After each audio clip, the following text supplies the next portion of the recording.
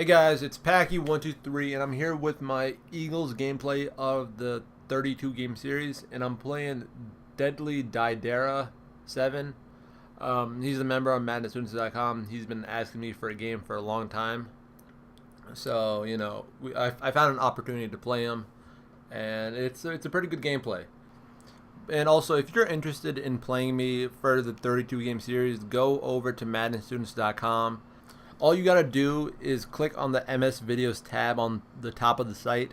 Click on the 32 game series link. It says sign up sheet, so click on that. And all you gotta do is just say that you want to play and leave a gamer tag or a PSN, and I'll try to get in contact with you. The people who get first dibs, I guess, are the people who are like online on MaddenStudents.com. They're the easiest to contact, and I also know that they're not gonna just run away after the game, so it's much easier on my part if you're on MaddenStudents.com actively.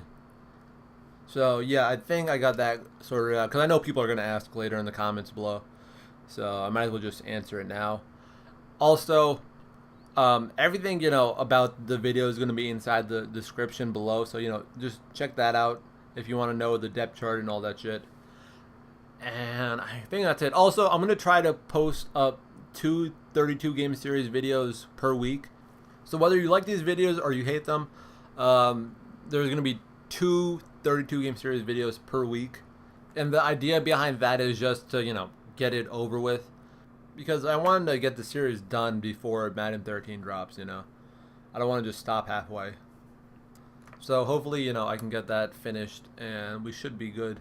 And I don't know if I'm going to do a 32 game series next Madden, just because apparently like a lot of people are doing 32 game series. And the cool thing about the 32 game series last year was that I was the only one doing it, and I really I really enjoyed being the only one who did it. But now apparently a lot of people are doing it, so I really don't want to do it if other people are doing it. And right here, I stop him on his first offensive drive, and usually most of the times I do stop people on their first drive, but the problem is that I never capitalize on my second drive, to go up 14-0. Like right here, I almost fuck it up. But this is a 32 game series video. Let me first break down the team before I get into the gameplay. The Eagles are actually one of my favorite teams in real life. Well, they are my favorite team in real life. I'm a big Eagles fan, and look at that bullshit. So like whenever I get the chance to use Philly in Madden, it's definitely a good feeling. And also it helps that they don't suck. Like I'm really glad that I'm not a St. Louis Rams fan, because that could be the worst. And oh, look at this spec catch, nice shit. But let me start off by breaking down this team with the quarterback. Mike Vick is a glitch of a quarterback. Not only can he throw the ball pretty accurately, he's also just a beast on the run. Like, he's a 91 speed, which may not seem like a lot, but for a quarterback it's amazing. Like, he's so fast, and if you're good at recognizing pressure inside the pocket, you'll just do fucking damage with the Eagles. And right here, he just throws an absolute dot to Maclin. God damn it, man. Michael Vick is a beast. And then you got Shady McCoy, who is, I keep using this word, but he's a glitch. He's like one of the best running backs in the game.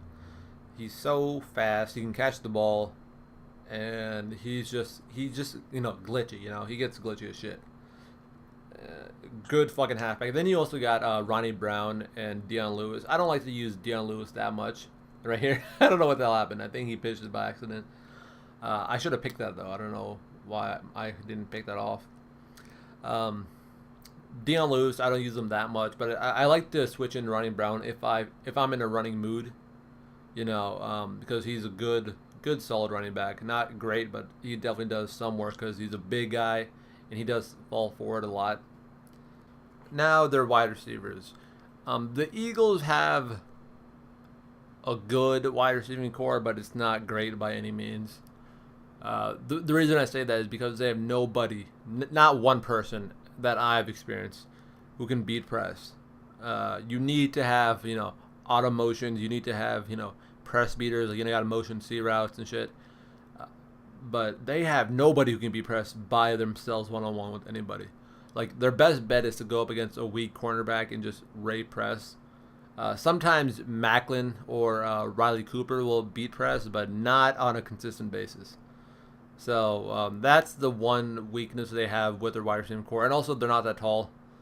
They have fucking Cooper, but, it's Riley Cooper. Like, who the fuck is going to throw it to Riley Cooper? Except for Kilo. But the way I set up my depth chart is I put Deshaun Jackson at number 1. I put Jeremy Maclin at number 2. Number 3, I put Steve Smith because he's a beast at catching the ball. He'll catch the ball almost 99% of the time. And then, it's really up to you if you want to put Jason Avant there. Go ahead and put Jason Avant. If you want to put Riley Cooper there, it really doesn't matter. Jason Avant I would put there instead of Cooper because he catches the ball a lot better than Cooper. But with me, I've mainly come out in only 3 wide receiver sets and then a tight end. So, for me, it's Maclin, Jackson, Steve Smith, and Brent Celek. Sometimes I will throw in Clay Harbor because he's a little bit faster, but, I would just prefer to use Brent Celek. Now, for their defense. I personally think that their defense could be the second best behind the Ravens, or even the best. It depends on who you ask. It depends on what you look for in defense. But for me, they're just great. You got a great front 4. Their linebackers could use some work, but they're pretty fast. 2 of them are pretty fast. And then you got probably the best secondary in the game. But this is how I set up my front 4. I put Trent Cole at the left end. I put fucking Jason Babin. I know that sounds kind of weird, but I put him at DT number 2, and then I put Colin Jenkins at number 1. And the reason I put Babin there is because pick that off if you're gonna swat it, dumbass. The reason I put him there is because he's got a good block shot. He's pretty strong, and he's just a good player. And this is so retarded. Just stick with him. I don't know what the hell you're doing. And then linebackers, I put Jamar Chaney there, and I also put I think Akeem Jordan or sometimes Rolle. I'll just switch it around for that second linebacker spot because I'm mainly a nickel guy, so I really need 2 linebackers. So whoever's left over, just put him at your third linebacker spot, whether it be Akeem or Brian Rolle. And then for secondary, the way I set up my secondary is I make sure that DRC is the guy I'm usering. So I'll just user. I'll put DRC at free safety. Then I'll put I think Nate Allen at strong safety, just because for some reason he causes a lot of fumbles. I don't know why that is, but I prefer him over Kurt Coleman, even though Kurt Coleman has a 80 catch, which is great. He's kind of slow, and also Nate Allen has more upside, and also he has a 76 catch, so it's not that bad. And then I put Asante at my number 1 corner, and I put Nnamdi at my number 2, just because I like to put my best corner at the second spot, just because people tend to look at that side more often. And also, I like to put my guy on the left side just one-on-one, so I want my best guy on that side. And, I'm already using DRC because DRC is probably my best corner, but he's also like the best user player in the game, so you got to take advantage of him. And, Nnamdi is just a great cornerback. So, Nnamdi at number 2, Asante at number 1. Then I put Curtis Marsh at number 3. And the reason I put him there is because he's got a great press. He's kind of, he's not fast at all, but he's got a good speed. How does he get outrun by that guy? I think that's a gamble probably. But he just outran Deshaun Jackson.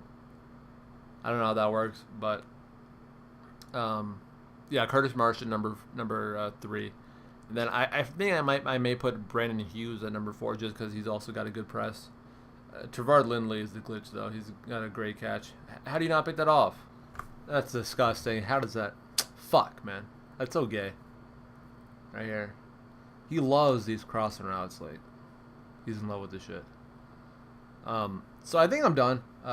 Make sure you put Deshaun Jackson at fucking kick returner and punt returner, just because he's 100 speed, and that's going to come in handy. And I think that's pretty much it. I will leave the depth chart below, so if you want to check it out again, it's there in writing. But let me, get into this game because the game was looking pretty bad for him. It was 21-0, and now he cut the lead down to 14-21. And I actually noticed that he was loving the curl routes on these last couple of drives, I try to adjust for that because he kept hitting Steve Smith. You'll see him, not Steve Smith, LaFell on the left side. He loves hitting him. But I forgot to account for, I think, Smith on the right side. You'll see he'll do a curl to Steve Smith. But he messes up on the user. So I get catch a break right there. And at this point, I just need to try and score. And I hit him with a curl of my own. Curls are just ridiculous against man coverage. You should have no shame using them because if they're in man, you got to abuse the fact that they're in man. And right there, he just beats fucking Captain Munderland, the biggest piece of shit in Madden. He could be the worst cornerback in the game. But I get lucky. I get a touchdown. Right there, I don't know how he caught that, but somehow he did. And, he was coming out in the 5 wide, which I did not expect. A lot of people are hopping on the new 5 wide. Not really new because Ghost has been running it for a while, but, a lot of people are running 5 wide now. I don't know why that is. I don't really enjoy 5 wide because there's only so much you can really do. And how's that not picked off? Why didn't I? Oh my God. It's stupid shit like that really costs me games sometimes, I'll just not make a good user play. Oh, nice sack right there. But, I tend to fuck up a lot on those quick passes. And right here, Cam Newton, thank you very much. Cam Newton could be a really good quarterback in this game, but he can also be really bad for you if you don't get his DPP up. And he doesn't fumble the ball, which is lucky, I guess. And right here, I finally make a user play with DRC, and that's why I love DRC because he's got a 99 jump, he's got an 83 catch maybe, or maybe even higher than that. And he's 6'3", so he's basically a beast. And I'm trying to score one more time just because I know this game is going up on YouTube, and I got to try something, but I don't think I get it. Oh, I almost fuck it up right there. I almost fuck it up. How many times? Oh, this game, it goes on for a little bit longer than this. But this game is pretty much over. Look at Captain Munderland. He just runs right by Captain Munderland, the piece of shit. But that's pretty much the game, guys. Hopefully you enjoyed the video. And if you did enjoy the video, be sure to like the video. It really does help us out a lot. Also, if you haven't done so already, please do subscribe. That's always appreciated. And also, check out Joey Moe's last video against Shocker. He just raped Shocker. And, it's good to see that piece of shit get fucked, But whatever. Check it out if you want. I'll leave a link in the description or I'll leave an annotation. And, that's pretty much it, guys. It's Paki123. Thanks for watching.